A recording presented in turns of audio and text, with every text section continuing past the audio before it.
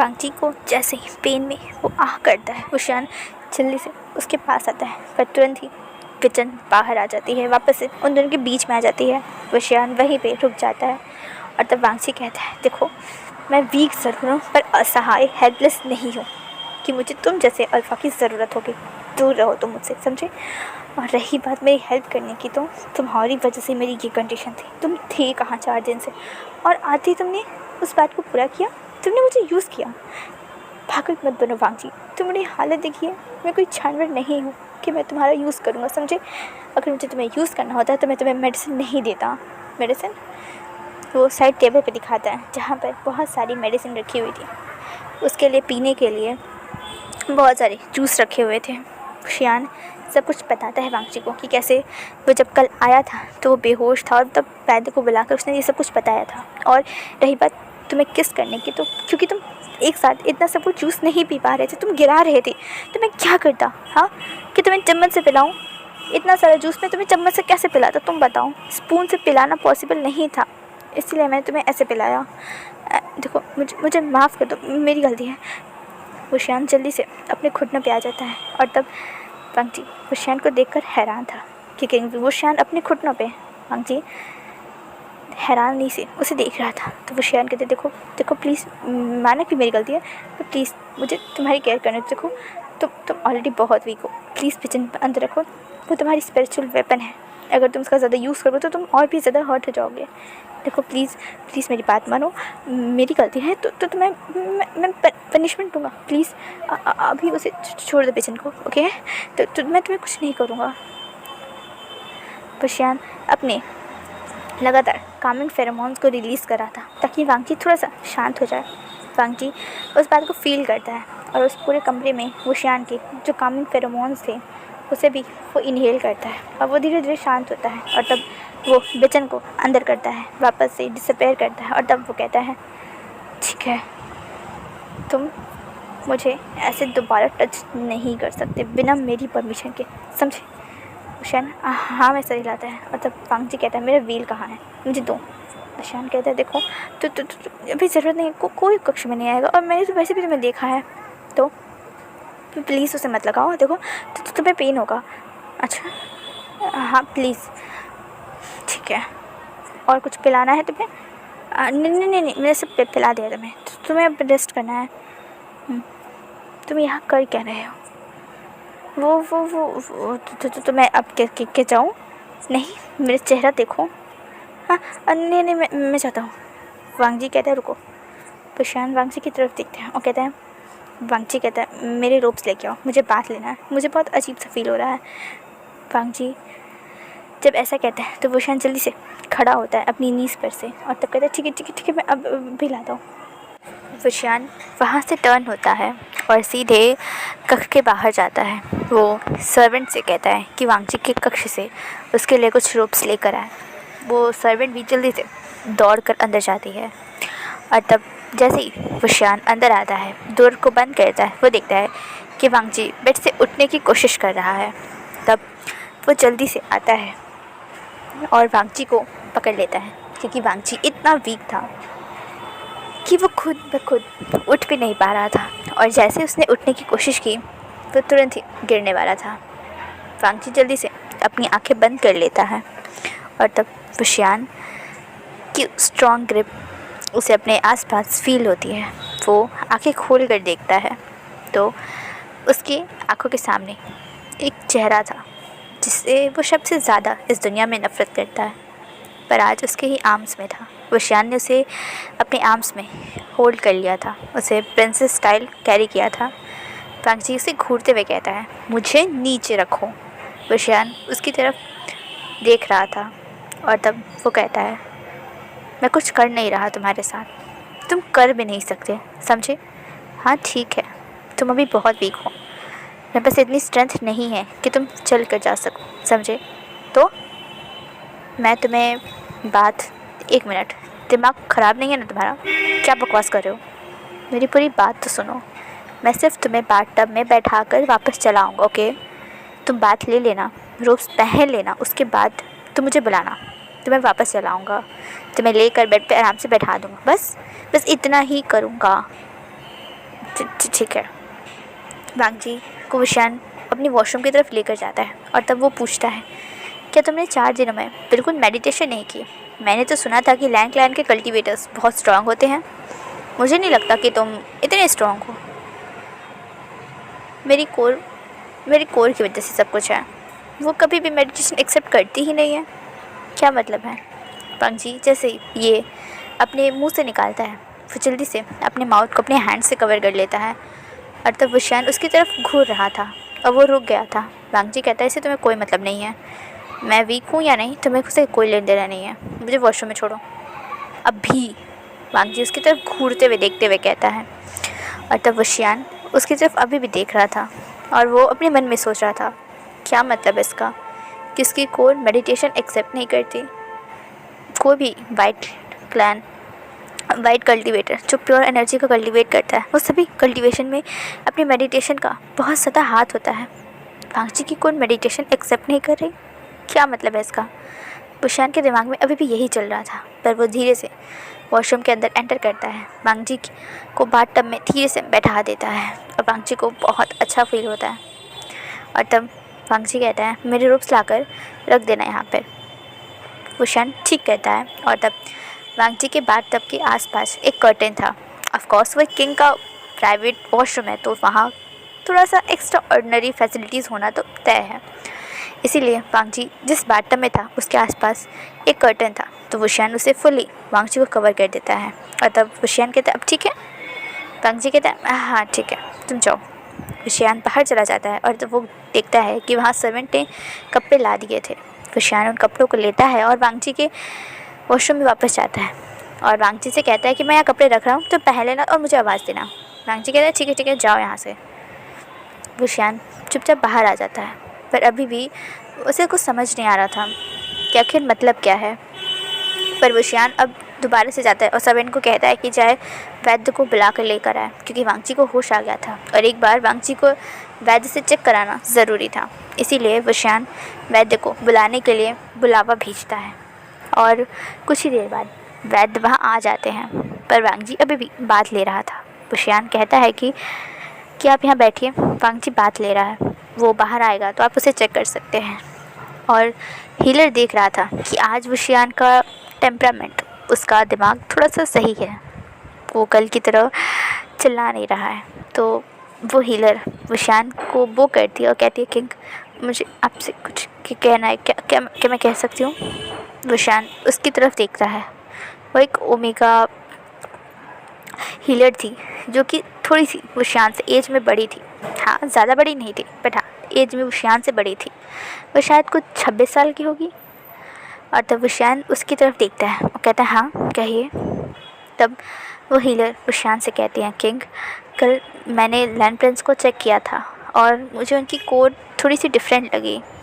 विशान जैसे ही वांग जी की कोर की बात सुनता है, उसका फुल अटेंशन हीलर की तरफ चला जाता है और विशान को ऐसे घूरते देख हीलर 1 मिनट के लिए डर जाती है। तो विशान कहता है, आगे बोलिए। वो हीलर हिचकिचाते हुए कहती है, वो किंग वो मैंने उनके कल जब उन्हें फुल चेक कर रही थी तो उनकी कोर मुझे अलग लगी। क्या मतलब है अलग लगी? वो उनकी कोर डिफरेंट है। उनकी कोर हर चीज़ एब्जॉर्ब कर रही थी। जब मैं उनके पास गई तो उन्होंने मेरा बिना परमिशन के मेरी एनर्जी अपनी तरफ एब्जॉर्ब कर रहे थे और ये कैसे हो रहा था ये मुझे नहीं पता।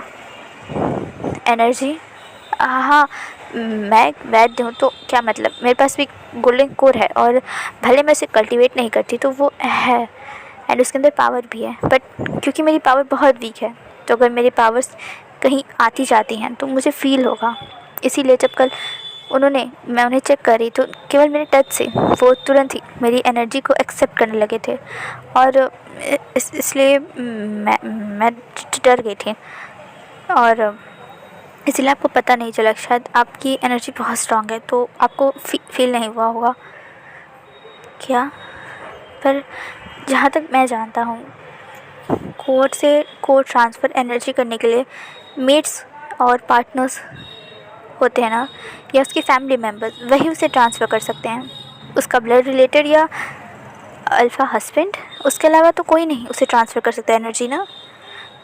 वो कहती हाँ, इसीलिए मुझे लगा, क्योंकि मैं कोई उनकी रिलेटिव नहीं हूँ और मैं तो लाइन क्लास से भी नहीं हूँ, तो उन्होंने मेरी एनर्जी ऐसे एक्सेप्ट की, इसलिए मुझे थोड़ा अजीब लगा, इसलिए मैंने सोचा आपको बता दूँ एक बार। माफ़ करेगा किंग। इससे पहले कि वुशियान और कुछ कहता, अंदर से आवाज़ आती है, किंग विवुशियान। वांगजी की आवाज़ सुनकर वुशियान तुरंत ही वॉशरूम की तरफ जाता है और तब वो देखता है कि वांगजी अपने इनर रोब्स पहन चुका था और उसने एक और रोब्स ऊपर से पहन ली थी। वांगजी के पूरे बाल गीले थे जहाँ से अभी भी पानी गिर रहा था और वुशियान अपने वांगजी को बस टुकुर टुकुर ताक रहा था। वुशियान को ऐसे खुद को देखते हुए वांगजी गुस्से में कहता है, मुझे उठाओ गधे इंसान, मुझे दर्द हो रहा है। वुशियान जल्दी से आता है और तब वांगजी को अपने आर्म्स में होल्ड कर लेता है और तब वो वांगजी को लाकर बेड पे बैठा देता है और तब वो हीलर वांगजी को चेक करने लगती है। वांगजी भी हीलर के साथ फुल कोऑपरेट कर और उसे बता दे कि उसे अभी भी कहाँ कहाँ दर्द हो रहा है। वुशियान बस देख रहा था, वो ऑब्ज़र्व कर रहा था और तब वो फील करता है कि वांगजी को अभी भी शायद पेन है, उसकी वीकनेस अभी गई नहीं है।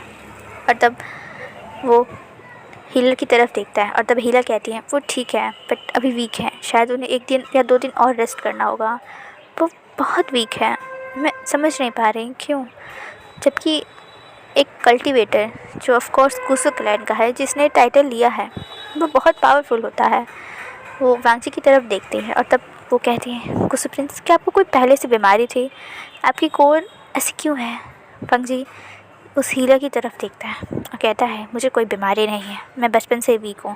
प्रेगनेंसी जब मैं मम्मा के पेट में था तभी मम्मा का मिसकैरेज होने वाला था, इसलिए मैं पहले से वीक हूँ। तो अगर मैं कुछ दिन प्रॉपर खाना ना खाऊँ तो ऐसा होता है, और ये पहली बार नहीं हुआ है, सो आपको चिंता करने की ज़रूरत नहीं है, मैं ठीक हो जाऊँगा। वो वैद्य से बहुत ही रूडली बात कर रहा था। इससे पहले तो वो बहुत ही ठीक से बात कर रहा था, बट इस तरह सडन वांगजी का वॉइस चेंज देखकर वो हीलर भी थोड़ी सी डर जाती है और तब वुशियान कहता है, ठीक है, क्या वो ठीक है? अब वैद्य वुशियान की तरफ देखते हुए कहती है, हाँ, बस 2 दिन उन्हें रेस्ट करना होगा, फुल बेड रेस्ट, और वो ठीक हो जाएंगे। वुशियान कहता है, ठीक है, आप सारी मेडिसिन भिजवा दीजिएगा और अभी आप जा सकती हैं। वो दोनों को ही वो करती है हीलर और वहाँ से चली जाती है। वुशियान वांगजी की तरफ घूर रहा था और तब वांगजी उसकी तरफ देखते हुए कहता है, क्या? वुशियान कहता है, हीलर ने बताया तुम्हारी कोर के बारे में मुझे, क्या तुम बताना चाहोगे कि हीलर की कोर की एनर्जी तुम्हारी कोर कैसे एक्सेप्ट कर सकती है? कौन हो तुम? क्या रिश्ता है तुम्हारा उस हीलर से? वांगजी उसकी तरफ देखते हुए कहता है, अपने दिमाग को ज़्यादा लगाने की ज़रूरत नहीं, ओके? और रही बात एनर्जी एक्सेप्ट करने की, तो मुझे नहीं पता, आपको जाना है? और वैसे भी हीलर ने कहा ना, मुझे रेस्ट करने की ज़रूरत है, बाहर जाओ यहाँ से, ये मेरा कक्ष है। हाँ तो गेट आउट। सब में नहीं जाना तुम्हें? हाँ जाना है तो आउट। और वैसा कहकर चुपचाप लेट जाता है और खुद फुल ब्लैंकेट से खुद को कवर कर लेता है। और वुशियान वहीं ऐसे ही खड़ा हो जाता है और कहता है, वुशियान अपने मन में कहता है, मैं किंग हूँ या ये किंग है? हाँ, अगर ये किंग होता तो पक्का मुझे सर्वेंट ही बना के रखता। रहने दो, अभी चलना ही सही है, ये बहुत गुस्से में है, पता चला मार वार दिया तो दिक्कत हो जाएगी। और वुशियान वहाँ से चला जाता है सभा की तरफ। हमारा सीन शिफ्ट होता है सारी क्वींस, कॉन्क्यूबाइंस और हमारी विवुशियान की मदर विचांसे की तरफ, विकांसे की तरफ।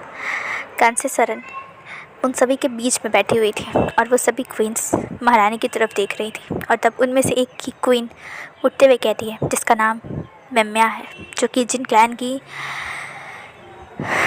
छोटी राजकुमारी है, वो कहती हैं, क्वीन मदर प्लीज़, ये क्या है?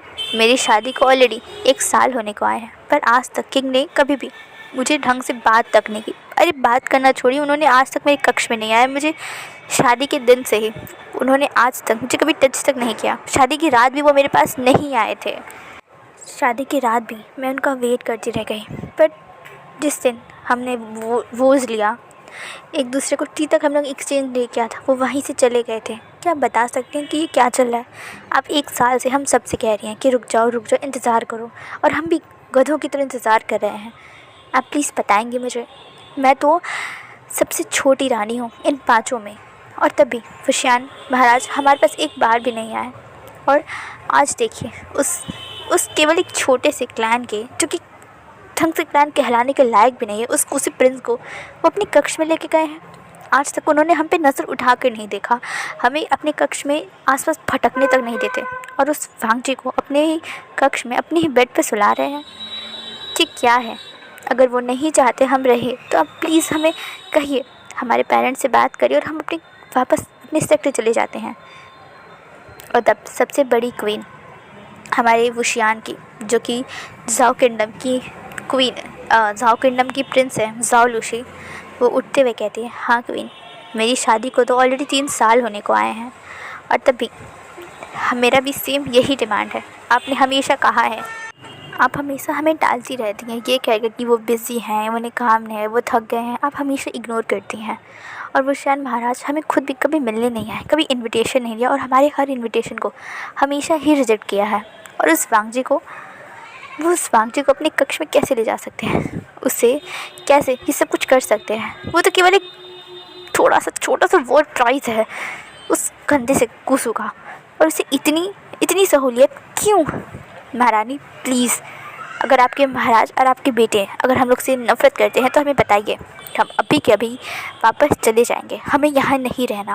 और वो सभी वहाँ खड़ी हो गई थी महारानी पर, वो मानो चढ़ रही थी, वो उतर जाती थी, क्योंकि अब बहुत समय हो गया है उन सभी की शादियों को। वो 5 वहाँ पे थी।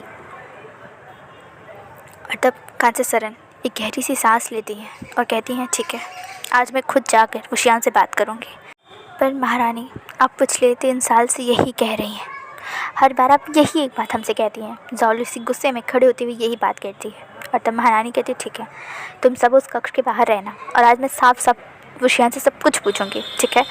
और तुम लोग प्लीज़ अभी शांत हो जाओ। और तब वो सभी ठीक है कहती है। और तब वो सभी कहती हैं, ठीक है, आज दोपहर में जब सभा ख़त्म होगी, आप खाने पे महाराज के कक्ष में जाइएगा, उनसे बात करेगा, और हम सब वहीं बाहर खड़े रहेंगे, और आपकी परमिशन से। वो सब वहाँ से ऐसा कहकर वहाँ से निकल जाती है। कांचा सरन अपने सिर को पकड़ लेती है और तब कहती है, वुशियान, तुम आखिर करना क्या चाहते हो? हाँ, मुझे तो पहली बात समझ नहीं आ रहा, ये वांग जी बीच में कहाँ से आ गया? उस गुस्सू में ऐसा है ही क्या जिसके पीछे तुम पड़े हुए हो? हाँ, उस गंदे से वांग जी के अंदर जिसमें इतना एटीट्यूड भरा है, जो किसी भी काम का नहीं है, और तुम्हारे मुंह पर तुम्हारे इंसल्ट करता है, तुम्हें डिस्करेज करता है, तुम्हें बिल्कुल भी ओबे नहीं करता, और तुम उसके पीछे पड़े हो। वुशियान, बहुत हो गया, तुमने बहुत अपनी दादागिरी कर ली है, मैं देख रही हूँ। जब से तुम्हारे पिता की डेथ हुई है और जब से तुमने सिंहासन को संभाला है, तब से तुम मेरी एक भी बात नहीं मान रहे हो।